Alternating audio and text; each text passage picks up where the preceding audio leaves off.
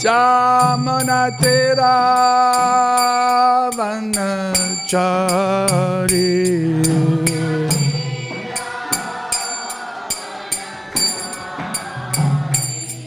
Jaya Radha Madhava Kunja Bihari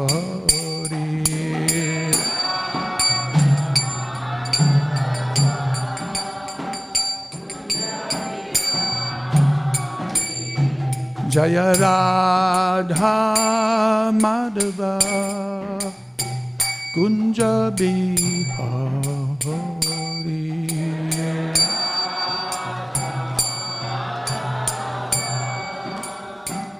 Kunja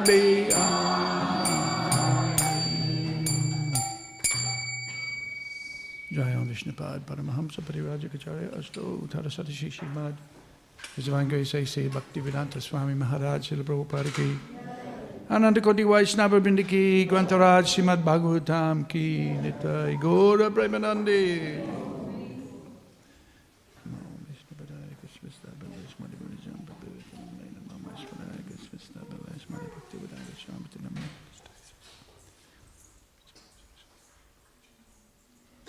Om Namo Bhagavate Vasudevaya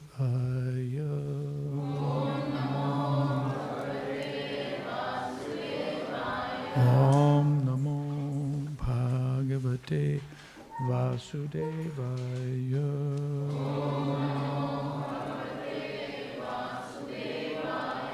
Om Namo Bhagavate Vasudevaya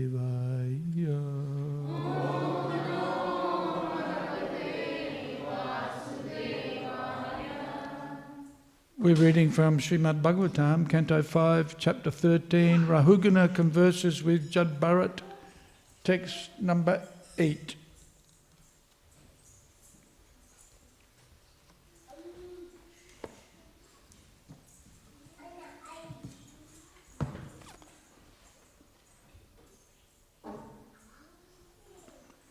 Chalan kvachit kantakasarkarangrir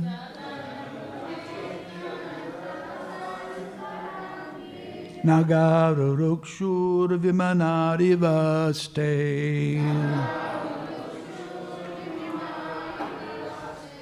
Pade pade byantaravani nardita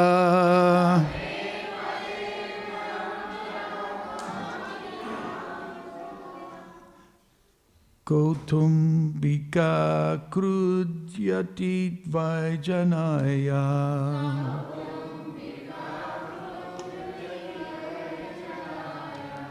Chalan kvachit kantakasarkarangrir Nagarurukshur vimanarivaste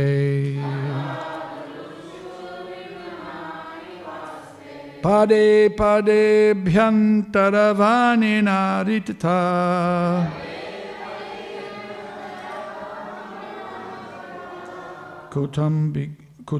Kautumbika krudyati vajanaya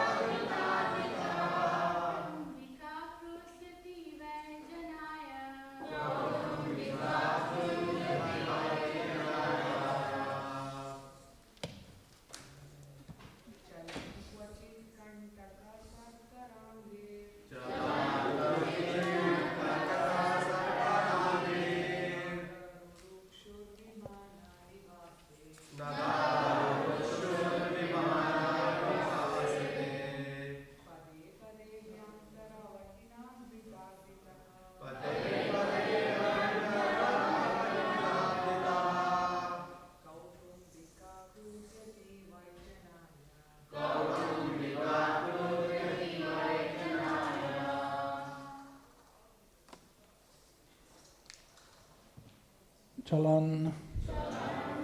Wandering. Kvachit. Sometimes. Kantakasarkara.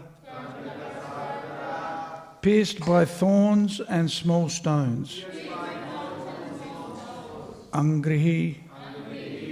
Whose feet? Naga. The hills. Arurukshuhu.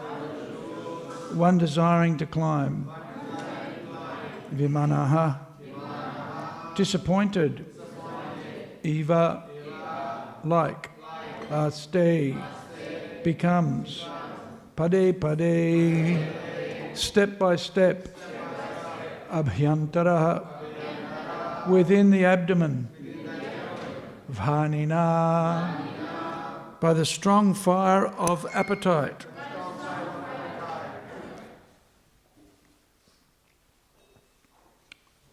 Arditaha.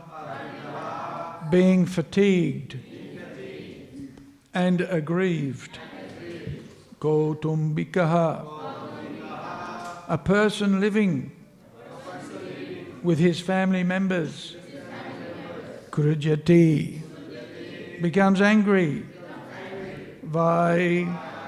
Certainly. Janaya. At the family members. Sometimes the merchant in the forest wants to climb the hills and mountains, but due to insufficient footwear, his feet are pricked by small stone fragments and by thorns on the mountain.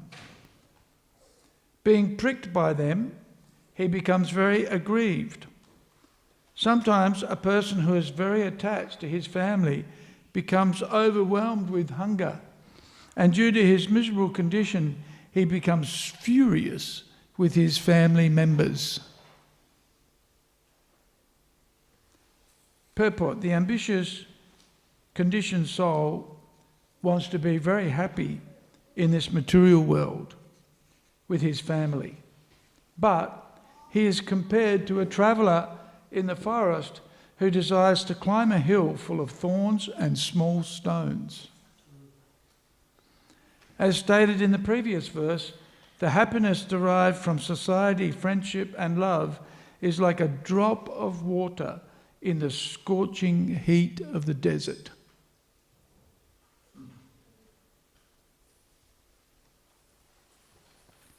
One may want to become very great and powerful in society, but this is like attempting to climb a hill full of thorns. Srila Vishwanath Chakravarti Thakur compares one's family to high mountains.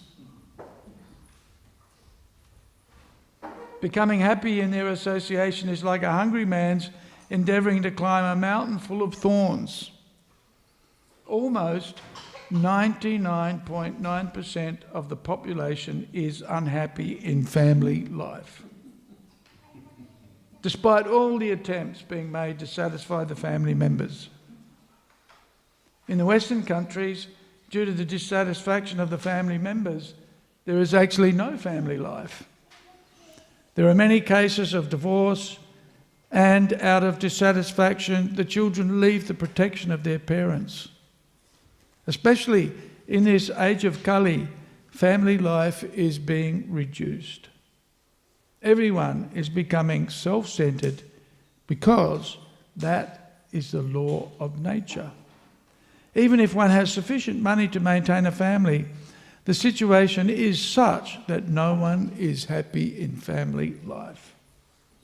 Consequently, according to the Varnashram institution, one has to retire from family life in middle age.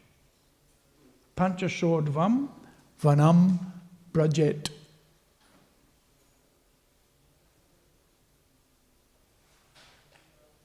One should voluntarily retire from family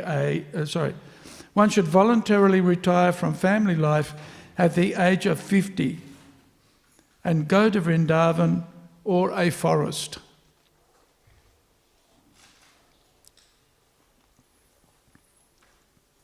This is recommended by Srila Prahlad Maharaj. Śrīmad Bhāgavatam, Canto 7, Chapter 5, Text 5. Tat sadhu manye suravarya dehinam sada samudvignatiyam asadgrahat hitvat mapatam grihamandakupam banam gato yad harimasrayeta. There is no benefit in transferring from one forest to another. One must go to the Vrindavan forest and take shelter of Govinda. That will make one happy. The International Society for Krishna Consciousness is therefore constructing a Krishna Balaram temple to invite its members as well as outsiders to come and live peacefully in a spiritual atmosphere. That will help one become elevated to the transcendental world and return home back to Godhead. Another sentence in this verse is very significant. Kautumbika krudyati vaijanaya. When one's mind is disturbed in so many ways, he satisfies himself by becoming angry with his poor wife and children. Ooh. The wife and children are naturally dependent on the father, but the father, being unable to maintain the family properly, becomes mentally distressed and therefore chastises the family members unnecessarily. As stated in Śrīmad Bhāgavatam 12:2-9, Achchina dhara dravina yasyanti girikananam. Being disgusted with family life, one separates from the family life by divorce or some other means. If one has to separate, why not separate willingly? Systematic separation is better than forced separation. Forced separation cannot make anyone happy, but by mutual consent or by the Vedic arrangement, one must separate from his family affairs at a certain age and fully depend on Krishna.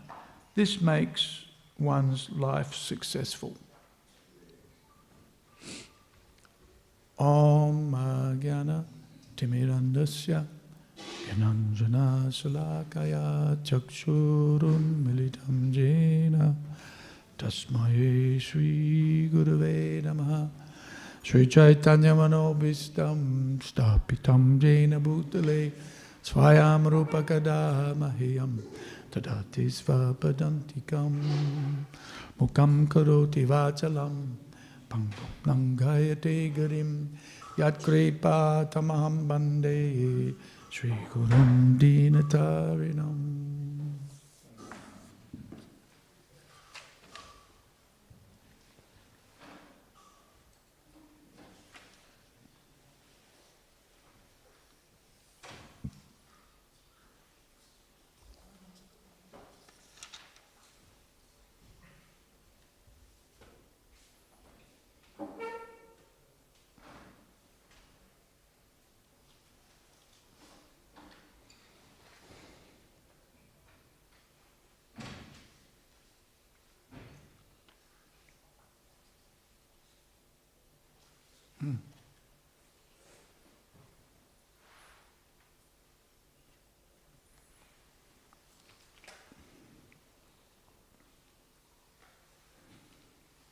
So the Bhagavatam is describing the householder.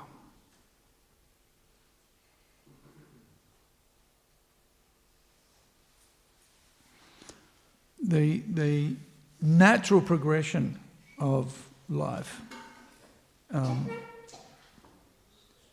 means that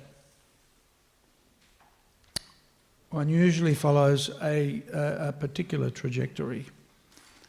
We start off as children, but at a certain age we go to school. Right? And so this is the Brahmacharya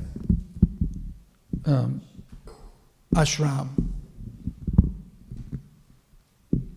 And ideally one is trained in all of the principles of human life, civilized life, and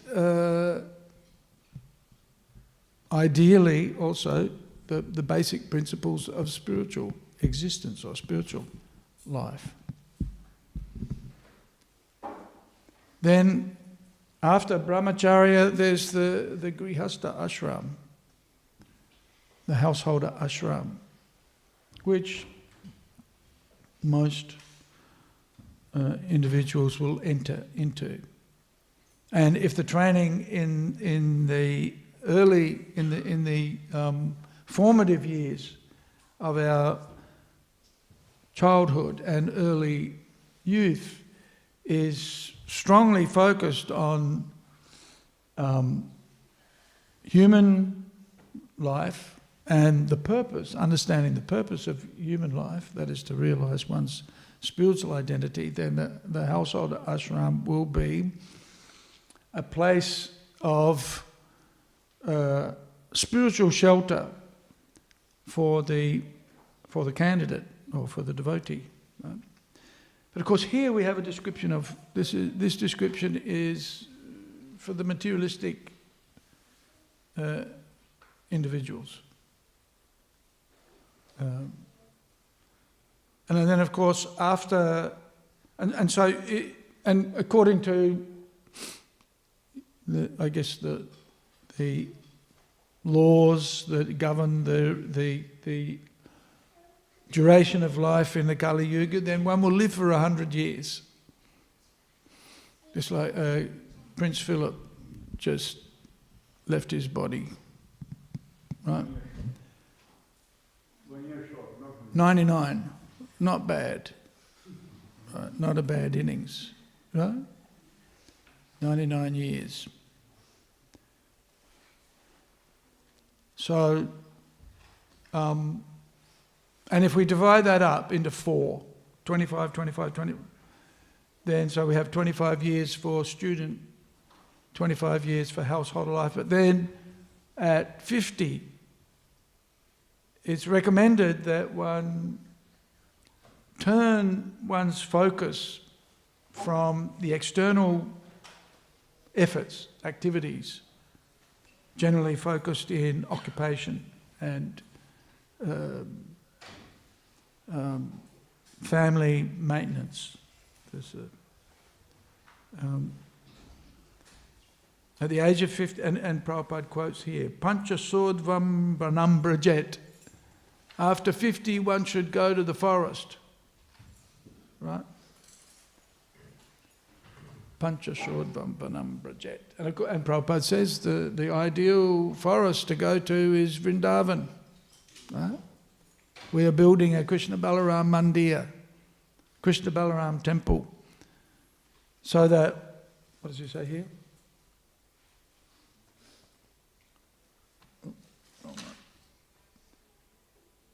To invite its members as well as outsiders to come and live peacefully in a spiritual atmosphere. That will help one become elevated to the transcendental world. So the point here is that if one becomes too absorbed, or all one pursues are the development of the family life, which means working hard to maintain the family, working hard to buy a house,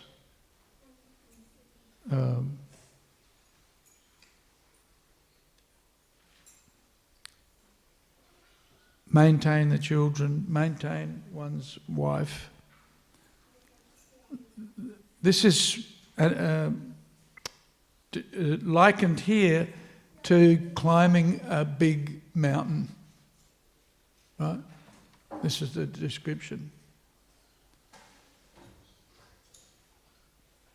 But climbing the mountain without mountain climbing boots, right? With insufficient shoes. And this mountain is littered with sharp stones and rocks. right? This is a description, metaphorical description of what it's like to pursue happiness in household life.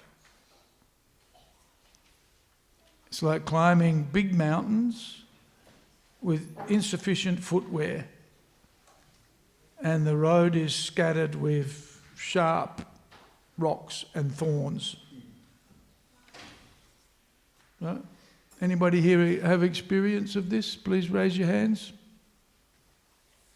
Yeah. Hard work. Once I was going up in Missouri Hills in India, it was so difficult, slipping all the time. Slipping. Yep, slipping. But you kept your eye on the top, right? The goal. And persevered. But I had some companions who helped me, so Yeah. I made it. You made it to the top. Right.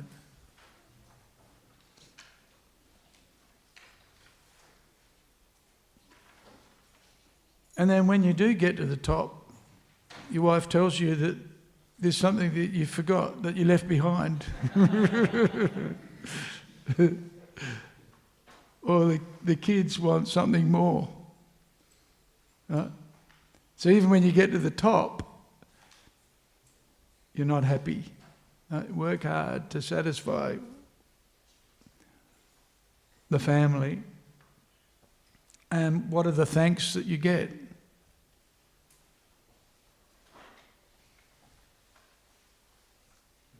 You try to discipline your children and they tell you that you don't really love them. Right? You don't love me. You just want to boss me around. So it's interesting here. What's the end result of family life? You work hard and you become hungry.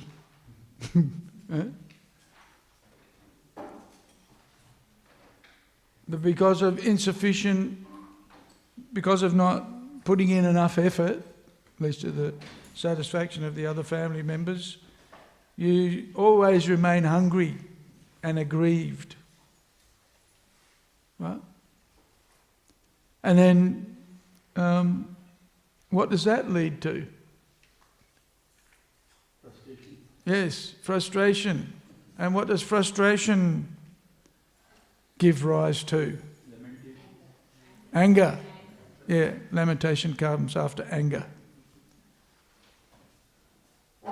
And you become very angry with your children because you tell them to do something and they say, shove off. My father used to get very angry, especially with me.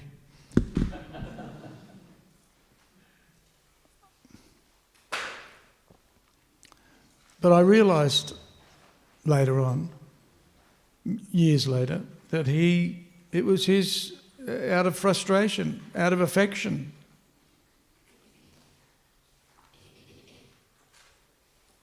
He used to get angry because he grew up wearing grey gabardine suits, right? But I wanted to wear jeans and grow my hair long. And he did everything. Actually, my father did everything that my grandfather told him to do. And my father always said, I always did what my father told me to do. And I thought, that's ridiculous. Who does what their father tells them to do? I certainly didn't. But later on, in the later years, I was talking to my dad, and he told me how he became a teacher. And it was because his father told him this is what you should do. And then I realised maybe he did do what his father told him to do. Maybe that's normal. But I saw my dad would be very angry, super angry, and would hit us even.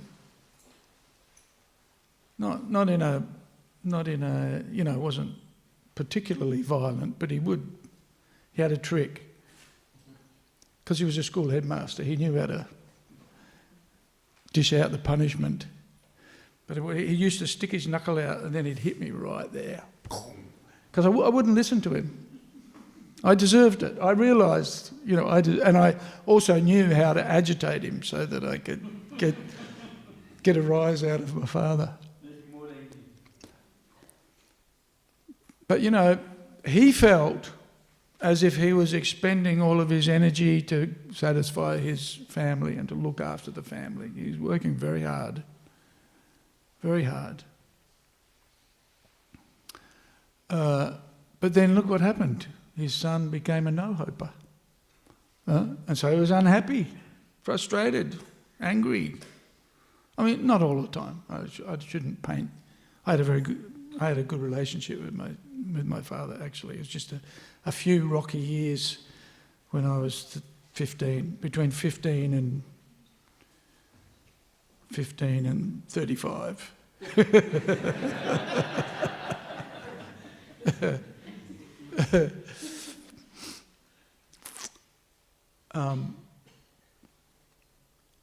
So I can relate to this verse in the Bhagavatam because I saw that my father, of course, my brothers were good boys. They did what they were good boys, and they did what they were told.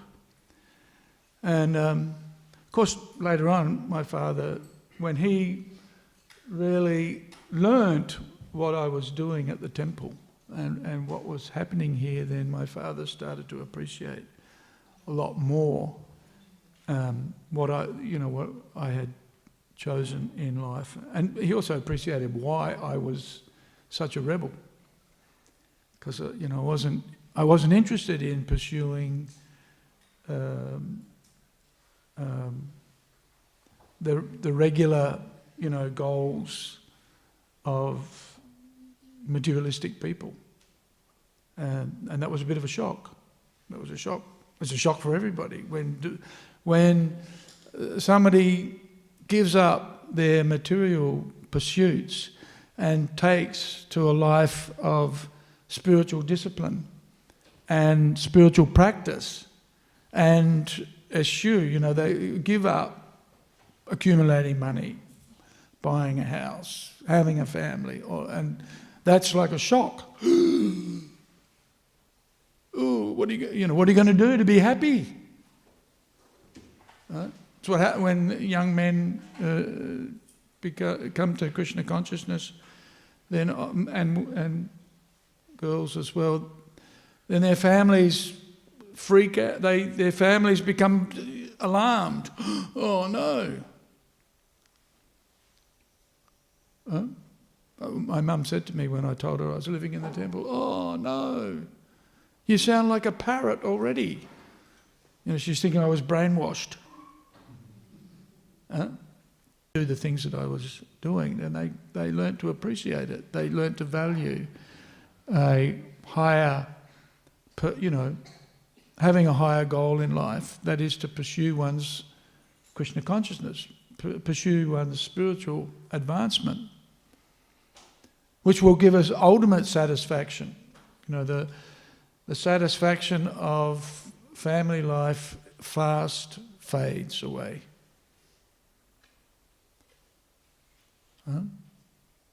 Even if your kids are good and obedient, they'll still disappoint you. They'll still disappoint you. This is how material life is designed. They won't do exactly what you tell them to do. I don't know whether you've experienced, Kaushalyananda, you've experienced that yet? Yeah. Kids will take a hike, Dad, what do you know? Right? Or they'll never live up to your expectations. Never be able. It's impossible, actually. So the Bhagavatam is warning us that fully absorbing ourselves in these pursuits that are basically materially motivated. This is the point. Material motivation won't bring happiness or satisfaction. It'll bring a lot of effort, a lot of endeavour, and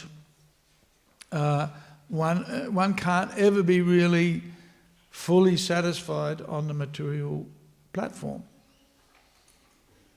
And so, therefore, what's being alluded to here, and what Prabhupada mentions so often in his teachings is, we should have a Varnashram society, Varna Ashram community, if you like.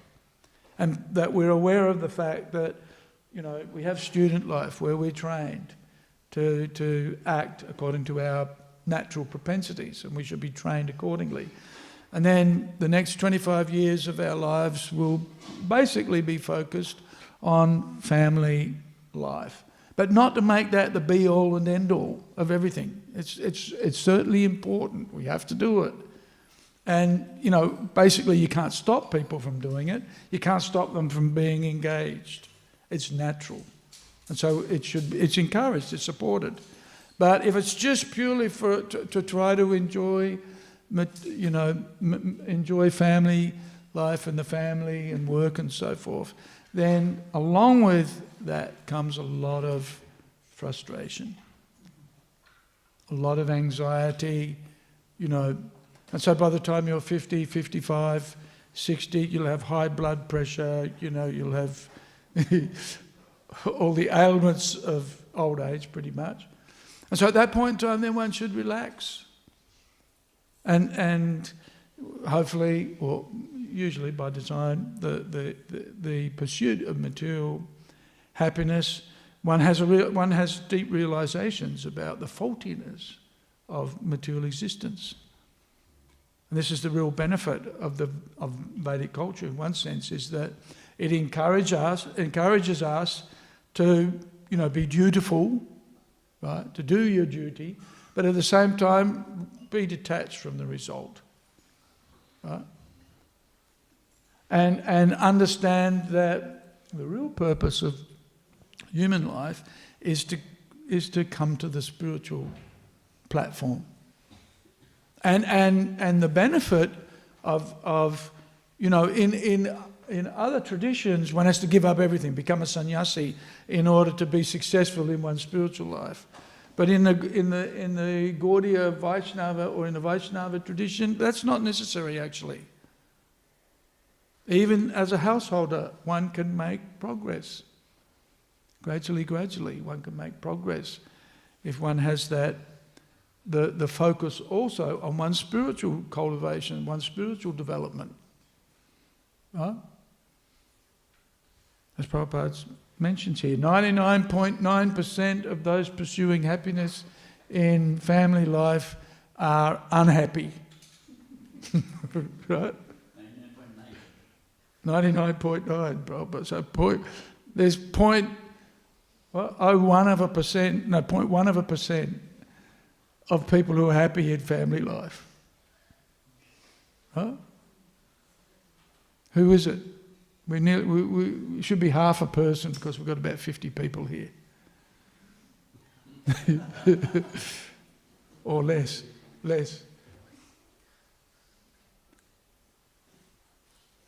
So, this is it's a warning. It's a warning to remind us of what our purpose is. And here Prabhupada says, Panchasodvam Vranambrajet, get to 50, go to the forest.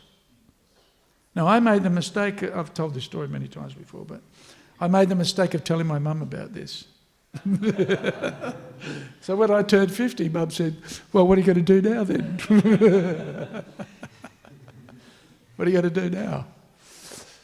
But of course, in one sense, householder, brahmachari, sannyasi, vanaprastha, if one has focused one's life on spiritual practice, right, then one doesn't need to go to the forest actually.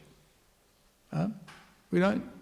If one's already engaged 100% in serving Krishna, if one's offering the efforts of all of their activities, which means including looking after the family, then those activities in Krishna consciousness, even if it's in the householder ashram, actually it's not required that one has to give these things up if already spiritual life has been added into the equation. Right? Because the spiritual practice is already there. Right? So we see that the householder ashram can be a great source of anxiety and suffering and distress. Right? Some exhilaration, some excitement, definitely. Right? So we think, by all of the running around and all of the effort that we put in and all of the adventure that we're enjoying. But here we're reminded, actually it's like climbing a big mountain without any shoes. Lots of pain.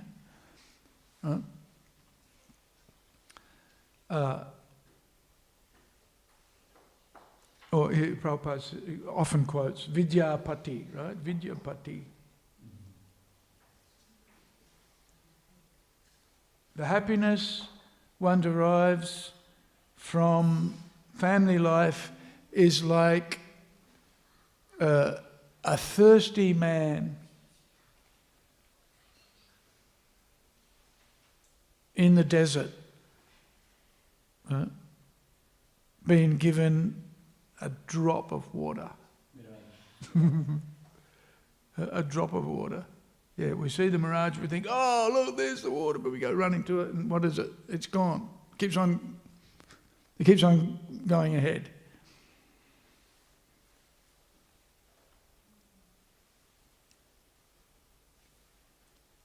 But a devotee is not like that. The devotees are, yes, we have our duty, and we need to go through. These are the varnashram system is for our purification, and ultimately it's for the pleasure of Krishna.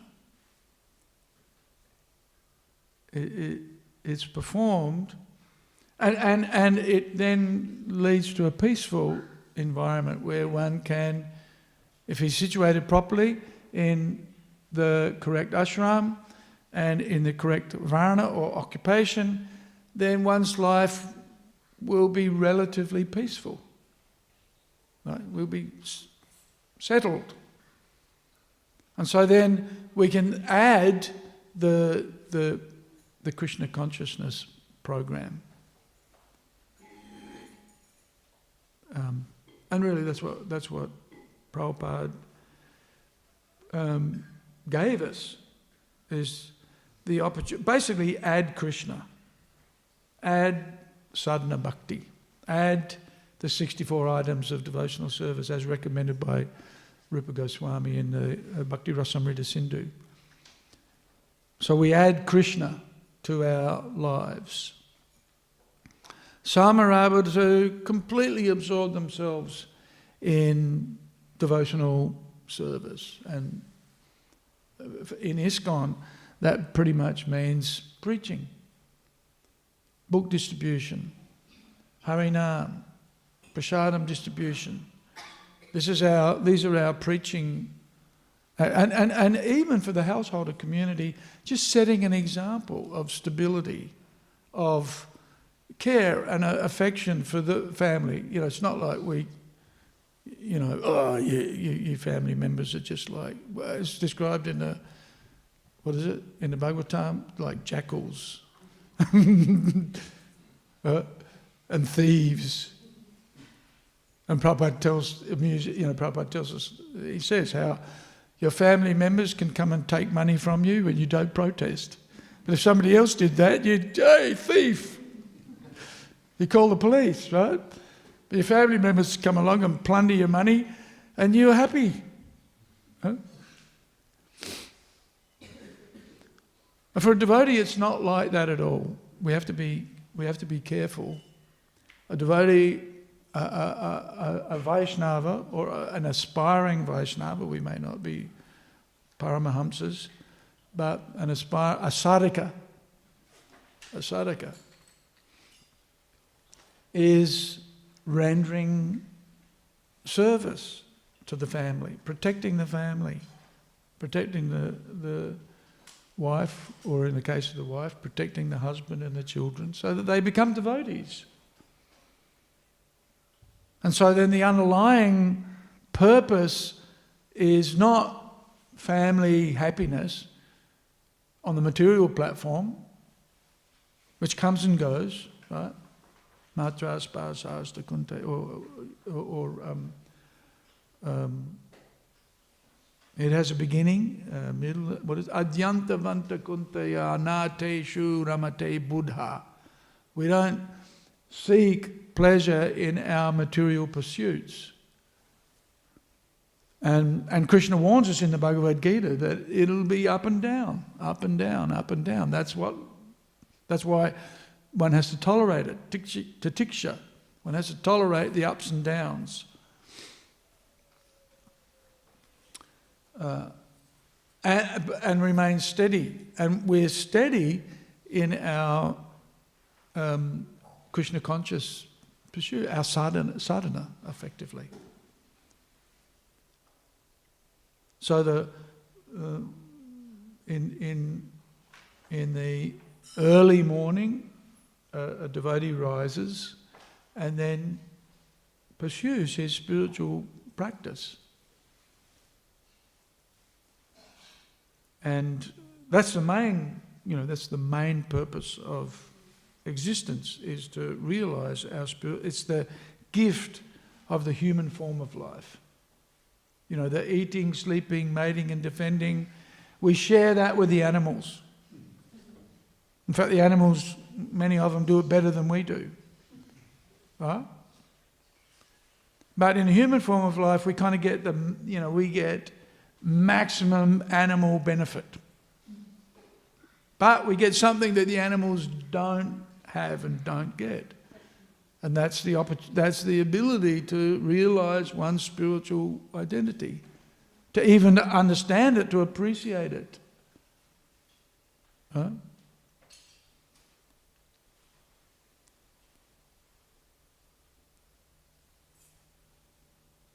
Your dog will pay great attention to you if you show them affection, right? Sit. So the dog will sit. And then you can talk to the dog and the dog will enjoy you talking. But he won't understand a word of what you're saying. Right? You're not the body, you're a spirit soul. He behaves like a dog. Right? But the human beings shouldn't behave like dogs in the human form of life.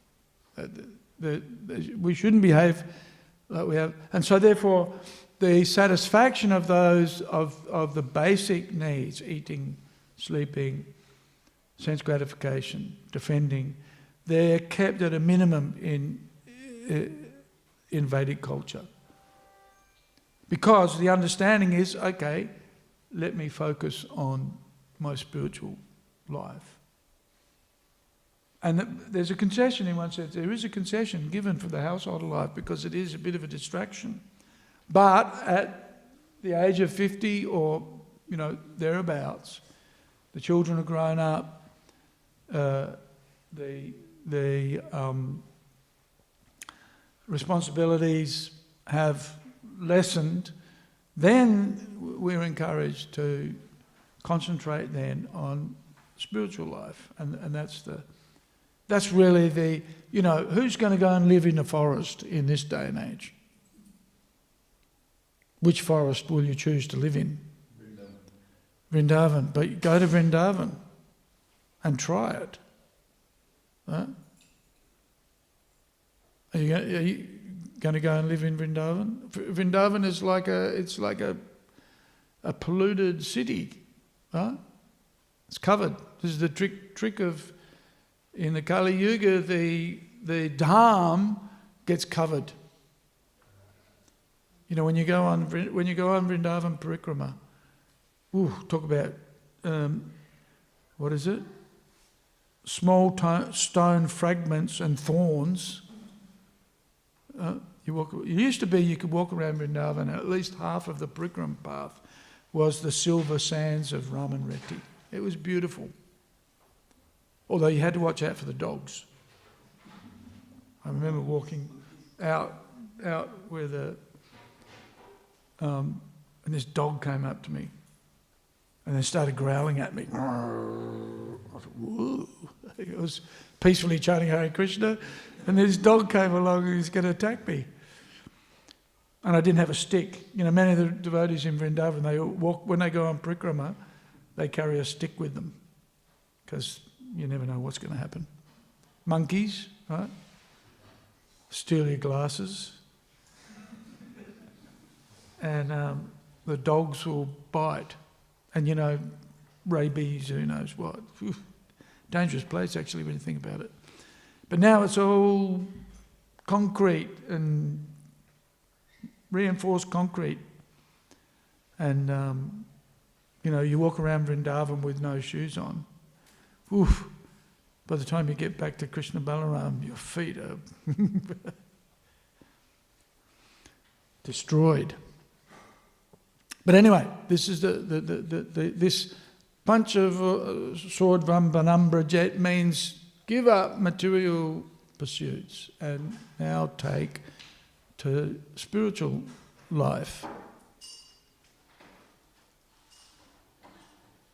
And we're very fortunate in the Krishna consciousness movement. We're very fortunate, especially in a community like ours, in that we have an opportunity to pursue to absorb ourselves in our spiritual practice. We're able to engage in our occupational duties. Generally speaking, we can be relatively wealthy, right? Both materially and, more importantly, spiritually. We have a community where we're surrounded by like-minded people for whom spiritual practice is the most important endeavour. We have a temple where we can come and associate with the devotees, where we can enjoy kirtan, where we can enjoy darshan of Radha Vallabha, Gaurnitai, Jagannath Balaram Subhadra. And we are a preaching community in that our focus is, well, set a good example for others, but then preach, distribute books, go on Hare Nam, chant Hare Krishna, basically we're here, well, wake ourselves up, but then wake up others. This is the mission of Chaitanya Mahaprabhu. And it's how we worship Chaitanya Mahaprabhu. You know, one of the devotees told me recently, when I was in Adelaide actually, one of the devotees was telling me how members of other mats tell them, don't join ISKCON. They'll get you to go and sell books, right? As if selling books is a mundane activity, right? And it's easy to see it as a mundane activity because there's apparent business transaction going on. But it's not. We're giving transcendental knowledge. This is a purely spiritual activity. We shouldn't see it as, they're selling books. Look, they'll turn you into a book distributor. But actually, that's what Prabhupada did. Right? When you think about it, that's what he was doing. When he went to America, what did he take with him? Books. Yeah, books. He had some muesli, right? some grains. Prabhupada said, I didn't know what I was going to eat in New York. Didn't know what they would have when I got there. So he took some cereal with him. But what was the most important thing that Prabhupada took was his books, the Bhagavatam. Huh? So these activities, Harinam, Sankirtan, this is what Lord Chaitanya did. Right? Lord Chaitanya, what is it? Udilo aruna puraba bhage. Dvijamani gora amani jage. Right? Lord Chaitanya, at the rising aruna of the red in the sky, right? Lord Chaitanya went out on Sankirtan and he's calling out, Jeev Jago, wake up, sleeping souls. See, when we go out on Harinam, when we do book distribution, if we do prasadam distribution, it's to wake up the sleeping souls of Kali Yuga. So, we are or we should be a preaching community. And for the householder community, it means setting, in some cases, don't preach. Right? Sometimes preaching is not preaching, in that you just set a good example. Right? Practice what you preach. And people be struck by that. In the Bhagavad Gita, Krishna mentions that what's night for the conditioned souls is a time of awakening for the transcendentalist. Right? So the devotees rise early in the morning to pursue their spiritual practice, their spiritual life. And the materialists, what are they doing? Sleeping away. Right?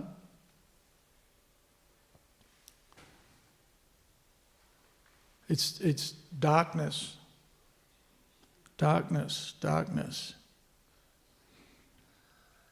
When the devotees want to wake people up. We've been woken up to the purpose of life. And so our business is to wake up others. Well, stay awake ourselves, right? Stay awake. And then with that transcendental vision, then give it to others. That's our spiritual practice. Right? Interesting. For others, go to the Himalayas and perform yogic austerities, right? Or perform sacrifices and jagyas. But for us, the jagya is Sankirtan jagya, right?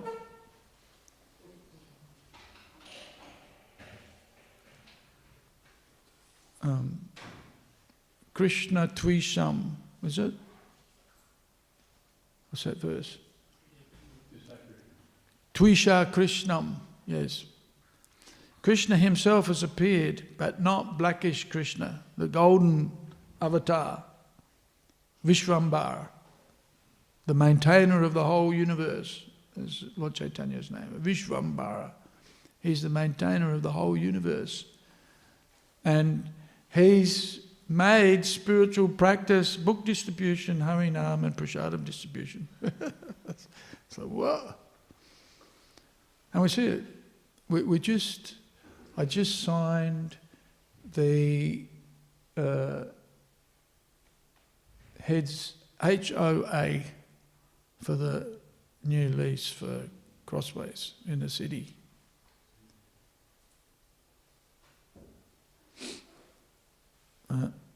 And the devotees, is Priya here?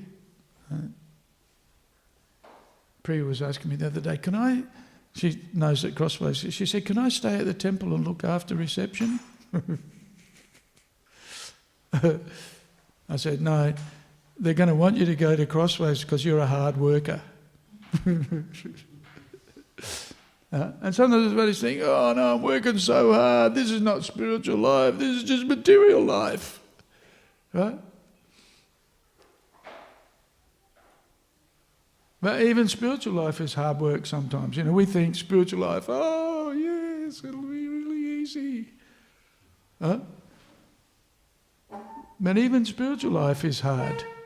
If you want something that's really valuable, right, then you have to be prepared to pay the price, to put it, to get something as valuable and as worthwhile and as difficult to achieve as it is, it requires some effort. But we think, no, it should be just like, everything should be just easy.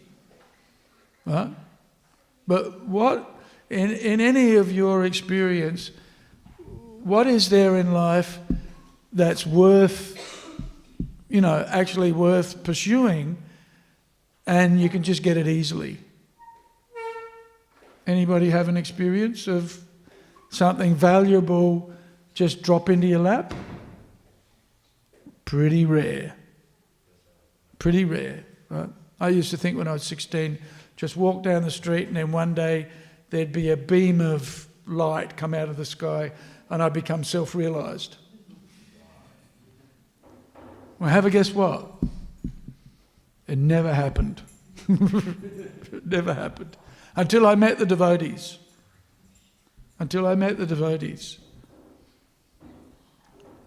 And then, that's when life started to make sense and life got easier.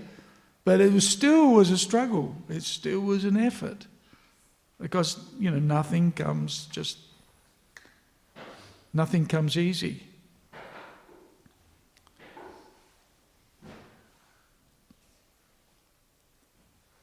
So, except inheritance.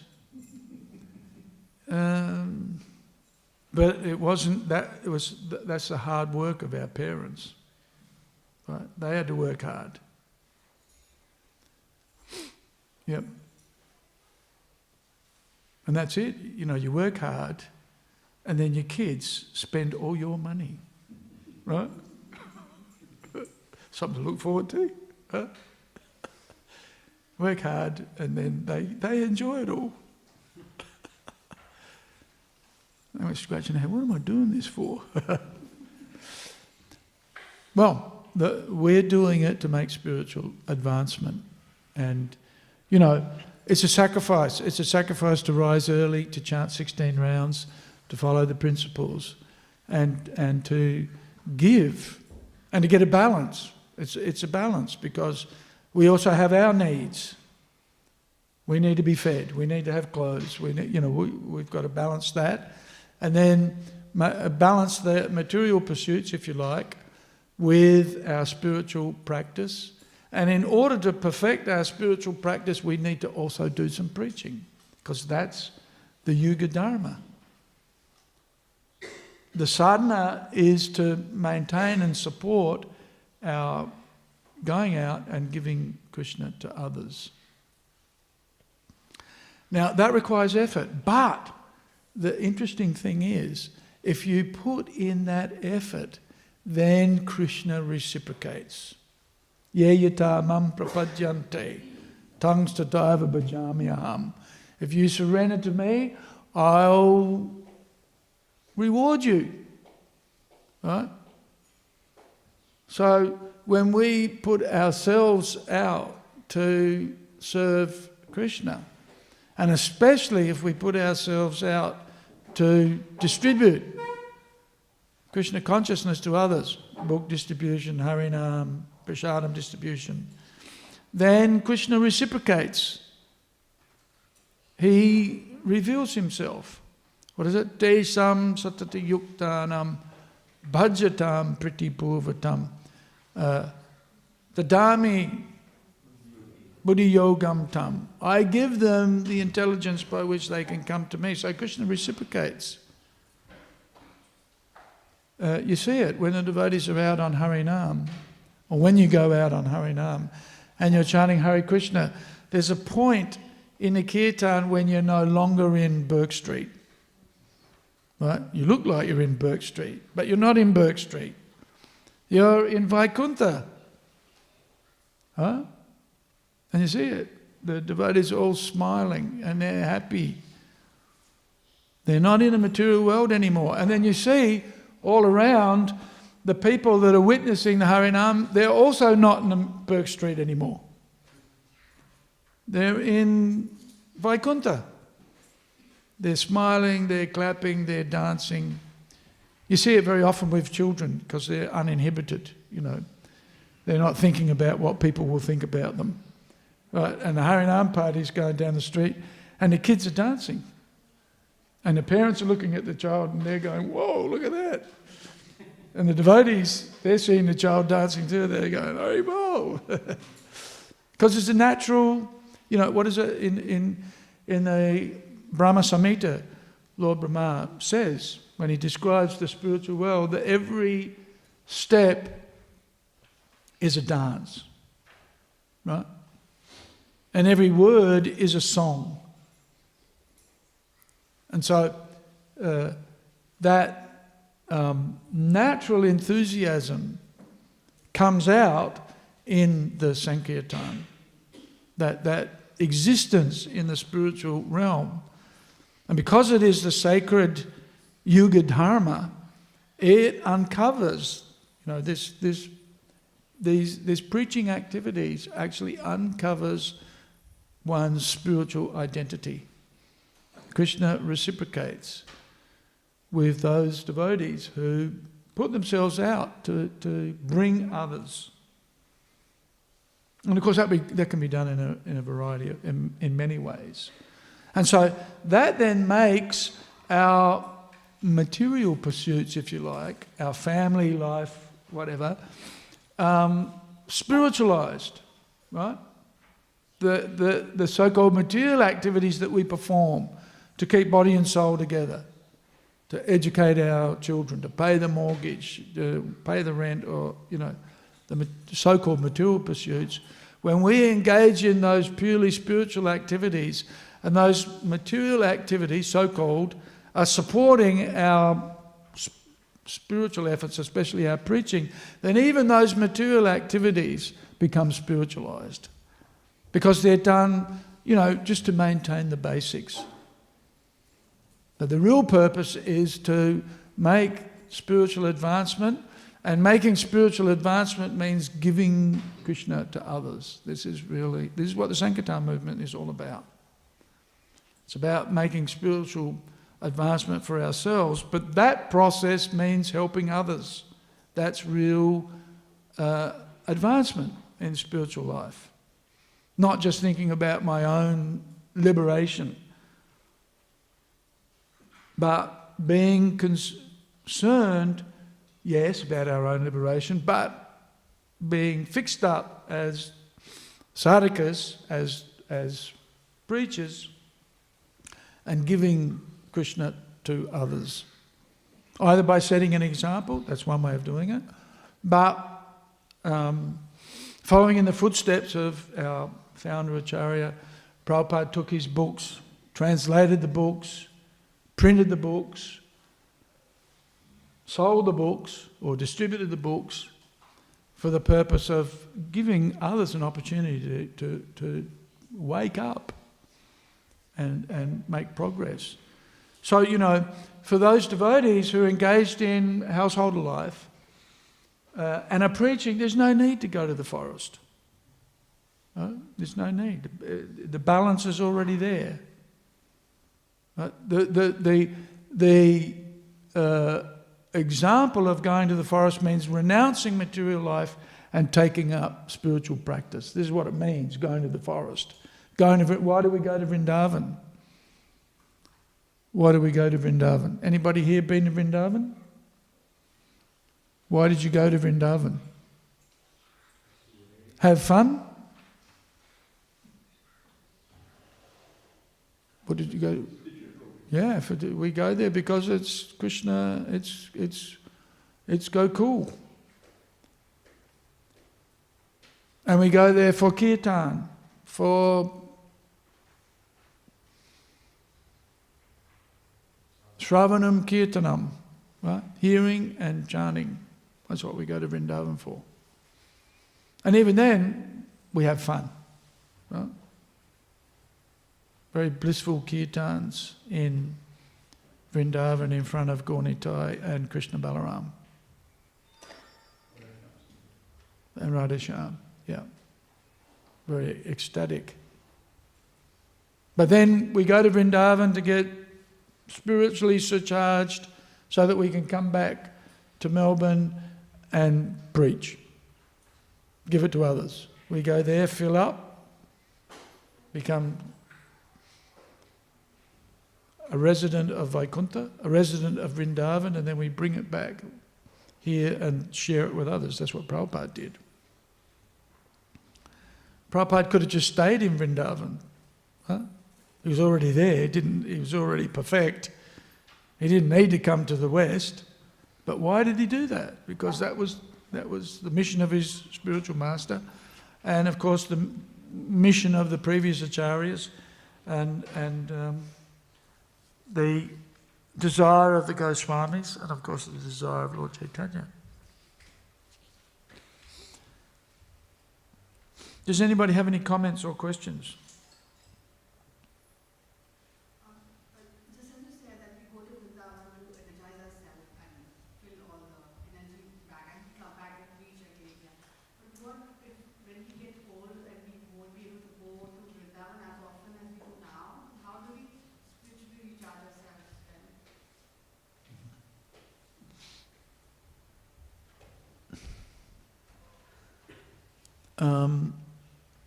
Well, one of the reasons why Srila Prabhupada created ISKCON was so that the Vrindavan atmosphere would permeate the Krishna conscious movement, and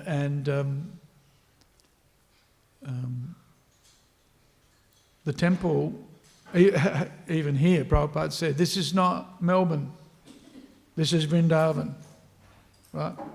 So when we worship Radha Vallabha, Gaunitai, Lord Jagannath, Balaram, Subhadra, here when we worship Gaunitai or the same at home, then the atmosphere in our houses and the atmosphere in a temple becomes spiritually surcharged, right? So we don't have to go to Vrindavan because Vrindavan is already here, right? You notice it. We used to go out on, well, we still do, go out on Sankirtan, and, you're having to deal with materialistic people all day. And then, the relief that you would feel when you drive in the back gate and just take your wig off. We don't wear wigs these days, but we used to. Then the relief, just the relief of coming. And I've told this story before. We had an interfaith meeting here at the temple, and one of my friends, Anglican priest, said to me, he said, well, first of all, he said, this is the first vegetarian meal I've had in my life. It was pretty good. Huh? But he said, I get the same feeling here that I got when I would visit temples in Southeast Asia. Angkor Wat, he says, there's a sense of, there's something that I can't put my finger on, but there's something, the atmosphere is different, right? So when you come into the temple, you feel, it's different. That's because the activities of the devotees in this area, it's all focused on pleasing Radha and Krishna. So it's as good as the spiritual world. It is, and that's why Prabhupada said, this is not Melbourne, this is Vrindavan. Because all of the activities are focused on just serving Radha and Krishna. So that's why we don't need to go to Vrindavan in our old age. We just go to 197 Dank Street and we're in Vrindavan. Right? And we're with our friends, we're with the devotees, we have kirtan. The feeling is the same, actually. The feeling is the same. Because there's a little bit of extra, you know, in Vrindavan. There's no doubt about that. There is a difference, but still, you know, pretty close, pretty close. Mahatma Ji. Hare Krishna. Thank you very much for a very nice lecture. Very practical. Practical. I was wondering, this morning my wife told that Prince Philip left the body. Yes. So I was just thinking, I was talking in the car also, that a person who has been eating, as you mentioned just now, meat, how could he have such a good, wondrous life?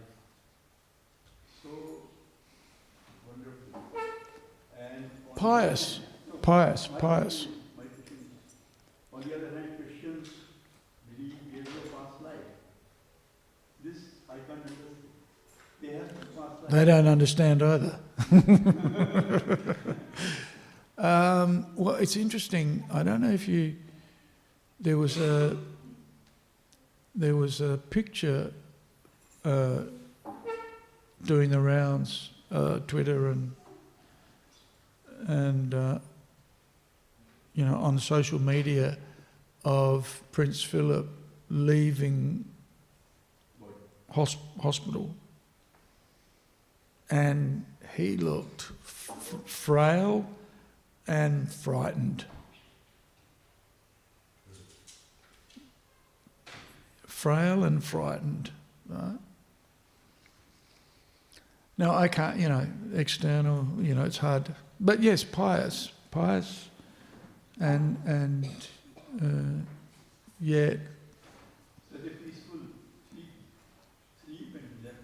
yeah, pious. You know, certainly an enduring figure in my life, now gone.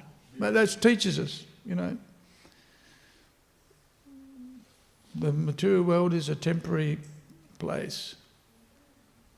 And at a certain point, God will not save the king, because even the king has to die. And that's ordained by God. Right? Each one of us has to leave.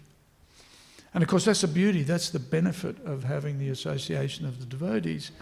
Even though death is the most feared of all experiences, in the association of the devotees, we're able to appreciate it's, like Prabhupada says, it's like going to sleep and you wake up again and you've got a new body. Right? If you're very fortunate, you can go back home, back to Godhead. Or if you're fortunate, you can take birth again and be a member of ISKCON in your next lifetime and preach. Right? So either way, we benefited. It is amazing, this last line of this verse. Yeah. Kutumbika Kuriyati Vaidyanaya. 5,000 years back, where Vyas could write such nice stories, which we see today all the time. Yeah. He could see. Amazing. Hiranyakashipu got angry with Prahlad Maharaj. Parents getting angry with their children is not an unusual thing, I think, in all ages. It's a standard feature of family life, is that children misbehave, right? And those who you naturally have affection for create the most frustration, right? I said to my brothers, you know, my dad was a good teacher. Why couldn't he handle his 3 sons properly? He could handle a classroom of 30 kids, but he couldn't handle 3 sons. It's too close. We're too close. But yeah. Fred McMurray had the same problem. Yes, I'm trying to remember the name of the My 3 sons. My 3 sons. Yeah. Yeah. But we don't mind. We do it. We look after our children because what is Bhaktivedanta Thakur says, you know, I am your servant, I am your dog, and I am looking after the house of your family members. Okay, I think we can finish here. Anybody else have any realizations? Or yes, quick. Where is the new crossways? Good question. Where is it? It is 2 doors away from Gopal's. Yeah. 2 doors north. You want the exact location, doors and streets. Well, calculate it. It's not very hard to work out.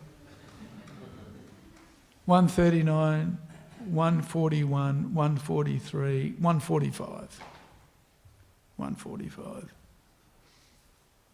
Yep.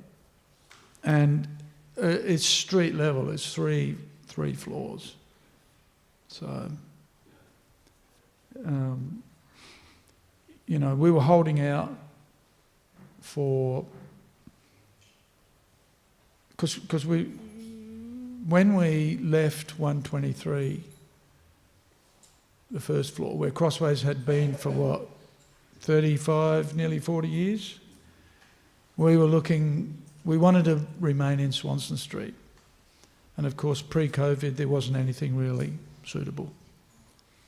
And we agreed, more or less, to go to a place in Block Place, which is just off Block Arcade, down towards Elizabeth Street, or off Little Collins. Right? And we were committed, we paid a deposit, we paid a bond, and but then COVID shut everything down.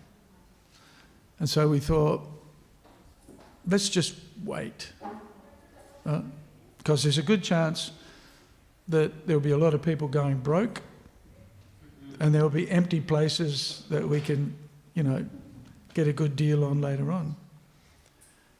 And there's a few of us who want, no, get it now, do it now. But we decided, hold out. Let's hold out. See what Krishna's got in store. And then we were looking at the Starbucks, the old Starbucks and the old Priceline in the Tivoli building in Burke Street, which was a good location, but really the owner of that premise only wanted somebody there for a year or so. Right? So they were offering it very cheaply, but not revealing that they actually were selling the property, and they just wanted somebody to. So when we pushed, we discovered that was not, you know, that the lease was not favourable for us. Because according to leases, you can sign a lease, but then you can give somebody 6 months' notice if you want to renovate. And so it doesn't matter how long the lease is for. If you want to renovate, you can just give them 6 months' notice and poof, they're gone. So we wanted somebody who was going to give us a long-term lease. So anyway, this particular premises that we're now finalising the lease on, the landlord wanted a tenant that's going to stay there for 15 years. So that's what we're negotiating with them at the moment, or we've agreed. They're a family, well-established family within Melbourne, and they want a long-term tenant that's going to, you know, pay the rent. Yeah, pay the rent, so they make their money. That's their business, is property and they don't want to sell the property, but they want to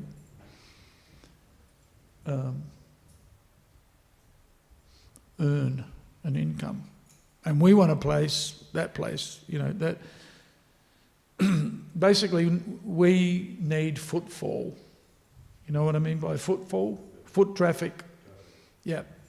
And that particular location, that stretch of Swanston Street between Little Collins, or between Collins and Burke, is probably one of the most heavily trafficked footpaths in the city.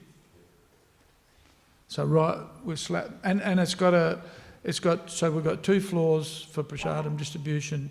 It's also got a 3rd floor, so we can, and it's big enough to have a urban yoga facility. And that was the other thing that we wanted to hold out for, was to have 2 floors for prasadam and 1 floor so that we could do, we can store books, we can have our kirtan instruments, and we can also do programs in the evening, yoga workshops, all of that. So, that was perfect spot.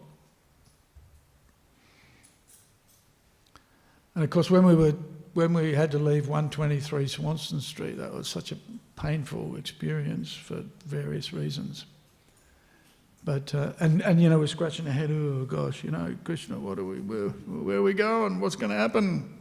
We're out on the street, and not many options. Right? But then Krishna arranged for the COVID pandemic, and a third of Melbourne's retail is now empty. So we were able to capitalise on that. And so this is a good opportunity actually for us.